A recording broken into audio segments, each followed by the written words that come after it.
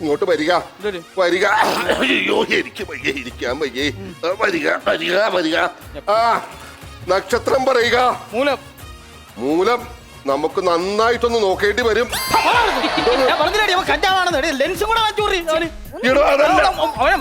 എടോ അതല്ല, നമുക്ക് പ്രശ്നം വെച്ച് നോക്കേണ്ടി വരുമെന്ന്.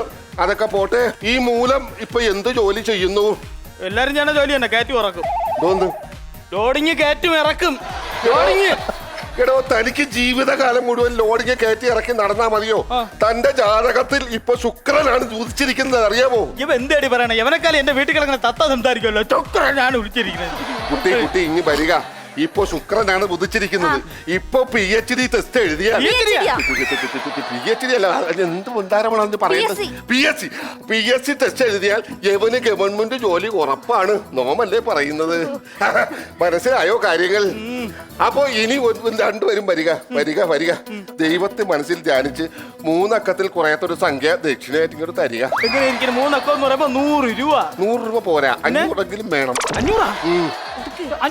എന്റെ അച്ഛൻ മറ്റേ കാലങ്കാവിലുള്ള മണിയുടെ അടുത്ത് റെഡി കൊടുക്കാവന്. 500 എന്തിന്? 500 നമുക്ക് അപ്പുറത്ത് പോയി അരയെടുക്കണം.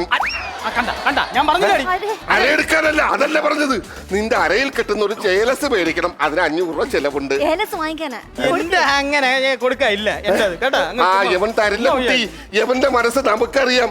അതായത് കുട്ടിയെ എങ്ങനെയെങ്കിലും ഇല്ലാതാക്കിക്കൊണ്ട് വേറൊരു പെൺകുട്ടിയെ കല്യാണം കഴിച്ച് സുഖമായി ജീവിക്കുക, അതാണ് ഇവന്റെ ഉദ്ദേശം.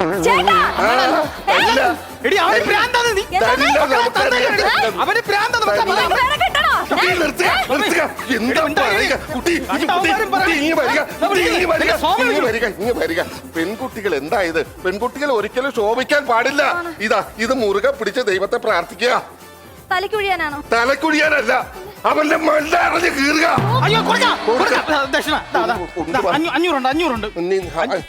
500 ഇല്ല, ഇനി 3 കൂടെ 4 വേണം. 1000 വേണം. എടുക്ക്. ഒരു കാര്യം എനിക്ക് മാപ്പിള വേണ്ടേടി. ഞാൻ വെറും കിണയാണ്. ഞാൻ പറഞ്ഞില്ല 10ാം ക്ലാസ് ജയിച്ചാലും ചെറിയൊരു ട്രിക്ക് ഉപയോഗിച്ചാണ്. ഞാൻ ജയിക്കൂലടി മന്ത്രം നടത്തിയ. അയ്യോ എന്റെ ചേട്ടൻ ജയിക്കും, വിഷമിക്കല്ലേ. നമ്മുടെ ജംഗ്ഷനിൽ ആ PSC സെന്റർ ഇല്ലേ, ഞാൻ അവിടെ പോയി ഒരു സാറിന് ഏർപ്പാടാക്കിയിട്ടുണ്ട്. സാർ ഇങ്ങോട്ട് വരും, എന്റെ ചേട്ടനെ പഠിപ്പിക്കും.